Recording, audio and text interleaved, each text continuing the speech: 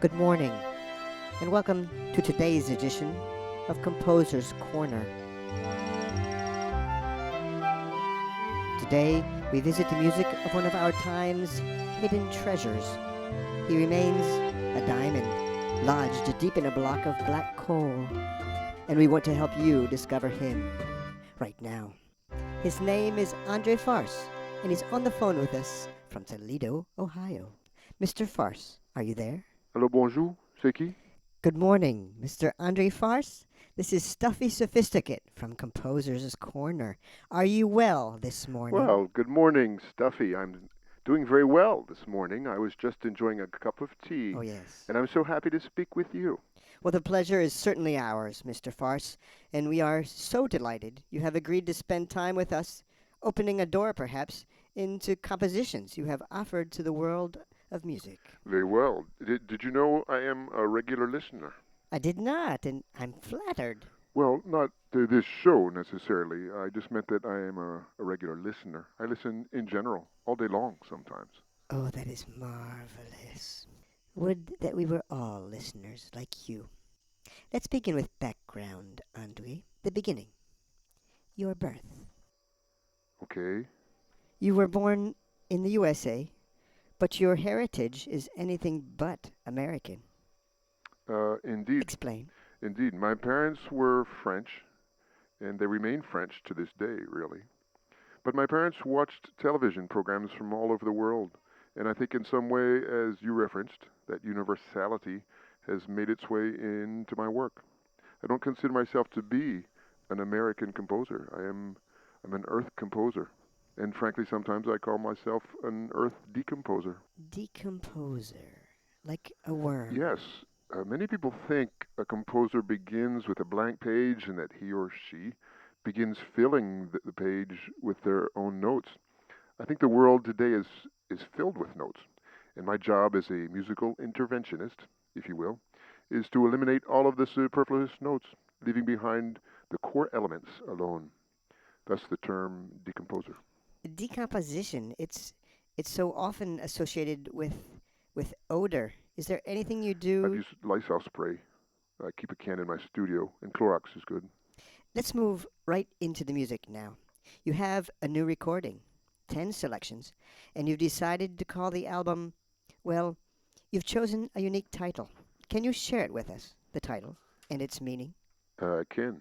I'm able to do so. Please do then. Okay, the name of the album is Album. I did an extensive amount of research going into this project about past recordings from every genre of music. I spent hours poring over the works of the greats, from Bach to Barry Manilow, Herb Albert, the Backyard Meat Chickens, Hmm. and I collected ideas. And I rejected them all, You did. every one. They were already used. They were tarnished in a I way, see. and I sought something new. My recordings were, in effect, a little bit of music that I was sharing with the universe. And so, a little bit of music, ALBOM, album. Album. Do you endorse violence in any Oh, of form? course not. Strictly anti violence. I am rabidly anti violence. Actually, nothing is off the table in my defense of my position on anti violence. Piece number one. Let's give a listen.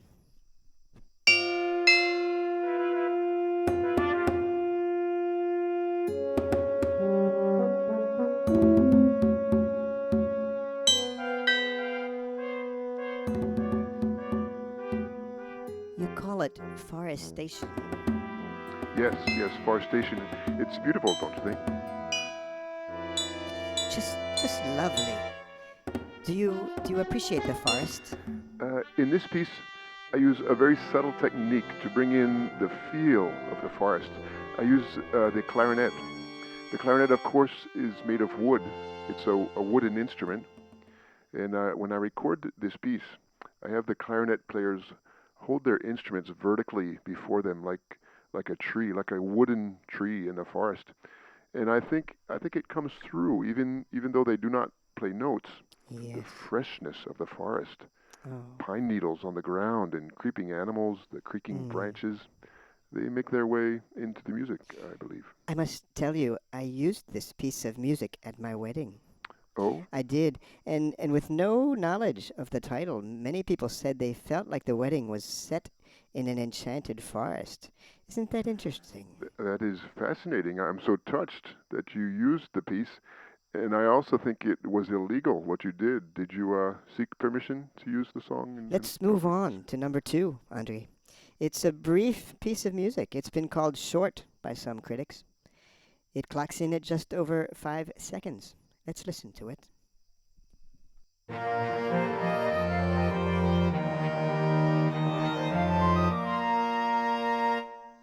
And that is it. There is a lot of message in there, if I'm not mistaken. There is. I really think there is. And if I may explain, Yes. this piece is really a monstrous piece of music for me. I worked most of 1 year every day. The piece was originally over an hour and a half, but Hmm. I found that many composers fall into a trap. They sometimes fail to recognize the final note when it occurs. It's a real danger. And the final note can come anywhere in the piece. It's not obliged to be at the end. The final note being placed at the end of a piece is such an outdated idea, I think. We've come so far beyond those limits. Just fascinating. Yes, so many compositions, I think, are weakened by moving beyond the final note. I composed this piece of music over an hour and a half, as I said. I put it aside, and then I came back to it with fresh ears of corn, actually, that from a farmer's market just down the road.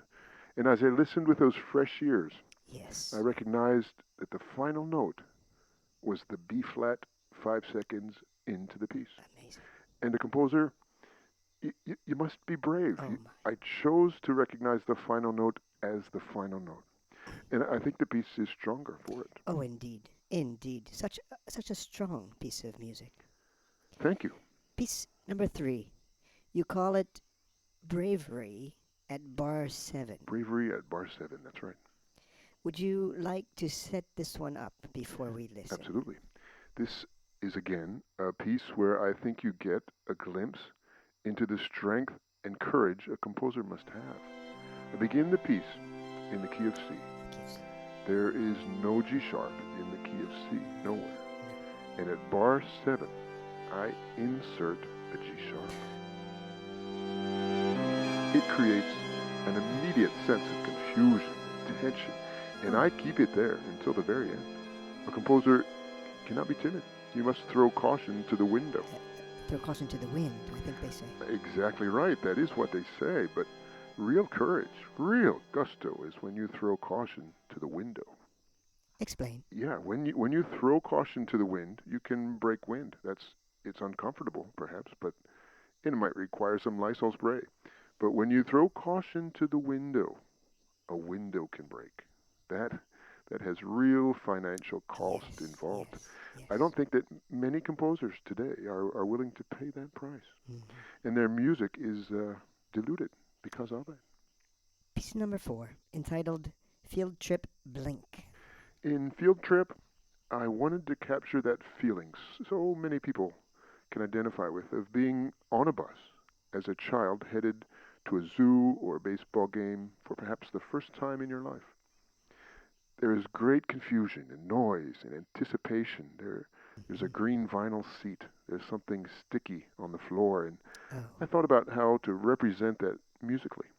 And as I did, I realized that the visual images of a field trip disappear momentarily every time you blink your eyes.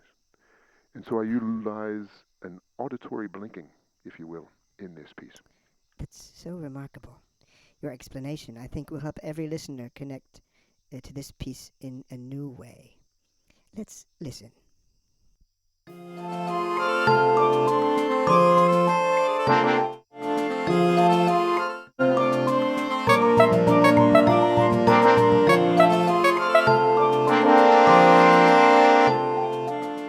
Andre Farce, Field Trip Blink. That was a blink. Another blink. Stuffy. Stuffy, can you hear the yellow of the school bus? I do. I was just thinking. There is something so yellow in there. Yes, something yellow with black stripes, blinking lights, and bagged lunches. Field trip blink. You're very perceptive, Stuffy. Let's move on to pieces 5, 6, and 7. A, a trilogy of Yes. sorts. They are meant to be played simultaneously. So innovative. I think that in today's mixed up world, we suffer from too much separation. Oh, We yes. separate milk from orange juice at the grocery store. We separate first graders from second graders. We do. We separate eastbound traffic from westbound. I mean, think about it. It's tragic. We live in a Yes. crazy time. And with this trilogy, I wanted to make a clear statement that togetherness is more important than individuality. So they are performed at the same time. Let's listen now to pieces 5, 6, and 7 played together simultaneously.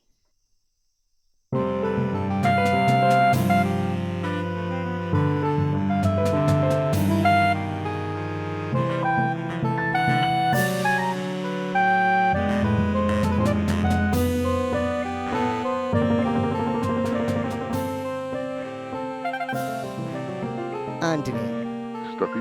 let me just say, I think that this piece of music may be an anthem of unity in years to come.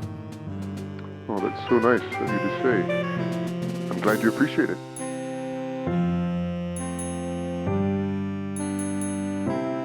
Hey, if you ever do decide to use it, remember to get permission in advance so that Moving on to piece number 8. It's called Not Mine. Can you give us a clue as to what is happening in this piece? I can. Might we listen beforehand? Not Mine by Andre Farce.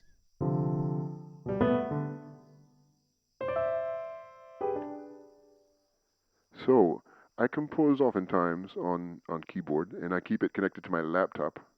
One day, as I took a short break, I left the computer recording while I got a sandwich.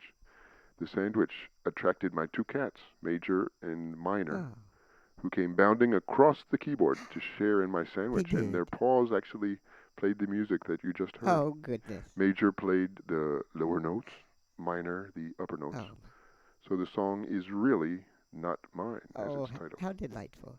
You don't credit the cats on the album cover? No, of course I would have loved to do so, but for financial reasons, I receive payments for the animals.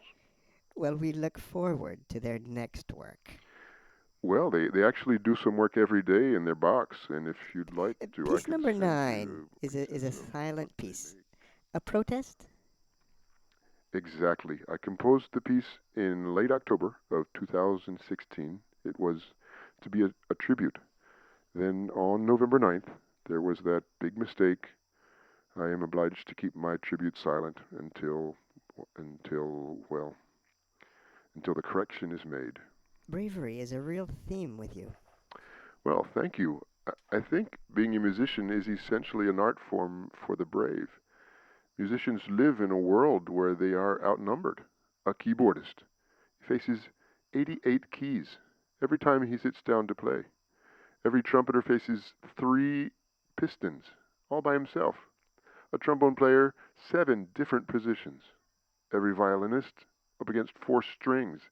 I think all musicians are brave just by obligation, really. You are so insightful, Andre. I'll never watch a musician the same way We again. are amazing people, if I may say so. The final piece is more traditional than the others.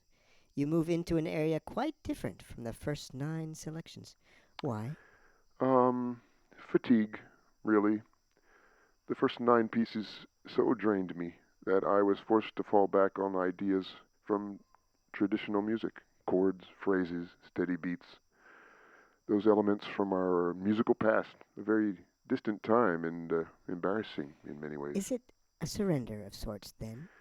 Oh, no, no, I think on the contrary. It is another statement of strength. I can move into the past and remain who I am. I can conform and yet be unique. I can adapt and yet remain exactly the same. That is my message in piece number 10. It's entitled I Give Up. Well, the title is misleading in a sense, but I think if you dig deeper, you will see that it is not a surrender at all. I could have easily called the piece I Surrender, if that were the case. But I give up. I think it speaks to the fact that on so many occasions, a person, those of us in the arts especially, surround ourselves with socially unaware logistical influences that lead to our eventual enrichment and fulfillment, regardless of which aisle the mayonnaise may or may not be located. I have no idea what you just said. Well, I don't want you to put too much emphasis on meaning, Stuffy. It's a trap. Open your ears instead. Hear the music. Really hear it. Your music, by critics, has been attacked as lacking in every single element. Your response to them. My response to them? Yes, how would you respond to those who say your decompositions, if you will, are lacking? I think my music is intentionally lacking on a very primal level, on a deeper introspective level.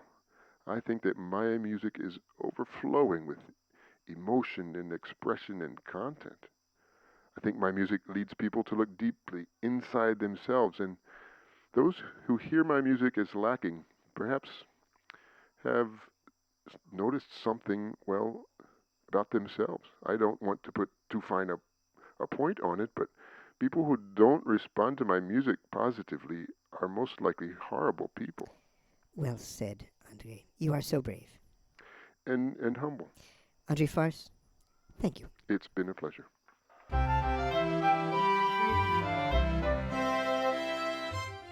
Composer's Corner comes to you each week at this time. Our goal is to bring you the intellectually sounding composers of our time.